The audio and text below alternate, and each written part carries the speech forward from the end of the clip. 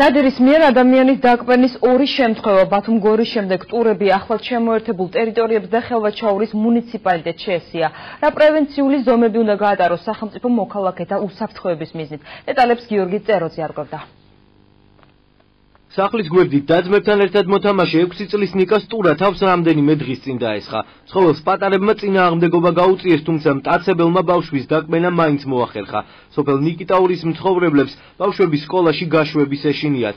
ამბობენ, რომ ტურები აქ არათუღამი დღისითაც კი ხროვებად გადაადგილდებიან. ბავშვებს შეეშინდა, ვერ გაბედეს დარტყმა ჯერეთ და შაახთა ფეხზე. მერე აგილმა აწიეს გაუქნიეს ქვა ჯოხი და იქიდან მერე გაიქცა ტყეში და დაიმალა. მერე ბავშვებმა შეშინებული ნატირალები ამოვიდნენ სახლში. მეშინ ახლა სკოლაშიც ვაგზანი ბავშვებს აქედან ერგეში თითქმის 2 კილომეტრი არის.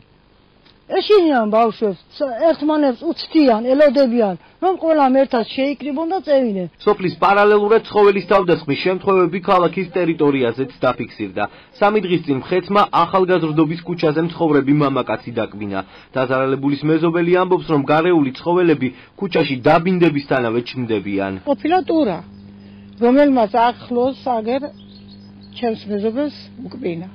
ეს უკვე ფაქტია. ეს პირველი შემთხვევა, რომ ასე გამოვიდეს, ასე დასახლება ადგილას. ირგვლივ განათება არის, ირგვლივ სახლები არის, ცხოვრებლები არიან, მაგრამ ალბათ უკვე დამშიებული წამოვიდნენ ქალაქისკენ. ტურებმა მახინჯაურში შინაური ცხოველებიც დაგლიჯა. ადგილობრივები ამბობენ, რომ ტურების მომრავლება ტურისტულ სეზონზე განსაკუთრებულ პრობლემებს შეუქმნით.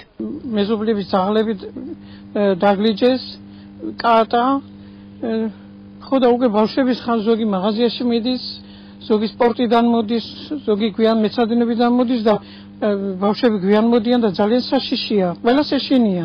ჩვენ ვიცით, რომ ვფრთხილობთ, მაგრამ სხვა მხომარიც სტუმრებმა ტურისტული სეზონი მოახლოვდა და ძალიან ვშიშობთ, რომ პრობლემები შეგვექმნება. პრობლემის შესახებ მწვანე კონცხის უბნის რწმუნებულმა მერიას ჯერ კიდევ იანვარში აცნობა, თუმცა პრევენციის მიზნით კონკრეტული ზომები ამ დრომდე არ გატარებულა. 2014 წლის იანვრის-თვეში გავაგზავნეთ მოხსენებითი ბარათი ამ პრობლემასთან დაკავშირებით. ძალიან მომრავლებულები არიან ტურები, ფაქტურად მოსახლეობა ღამის საათებში გარეთ ვერ გადის. როგორც მერიაში აცხადებენ, ხელშეკრულება, რომელიც გარეული ცხოველების ბუნებიდან ამოღების უფლების თვითმმართველობაზე დელეგირებას ითვალისწინებს, გარემოს დაცვის სამინისტროსთან ხელმოწერის სტადიაშია. ეხლა მიმდინარეობს ხელშეკრულების გაფორმება, ხელშეკრულების გაფორმების შემდეგ მოხდება შესაბამისი ღონისძიებების დაგეგმვა ამ ფაქტებთან მიმართებაში. აქვე დავამატებ იმასაც, რომ უშუალოდ თავდასხმის მომენტში თუ ხდება ადამიანის სიცოცხლის დაზიანება, თვითონ დაზარალებულსაც აქვს უფლება, რომ განახორციელოს გარეული ცხოველის ბუნებიდან ამოღება. სწორედ მერიის მიერ ჩატარებული ტენდერის შემდეგ დაიწყება ქალაქის პრობლემურ უბნებში ქმედითი ღონისძიებების გატარება. მანამდე კი ქალაქის მცხოვრებლებს გარეული მხეცებისგან საკუთარი უსაფრთხოების დაცვა თავად მოუწევთ.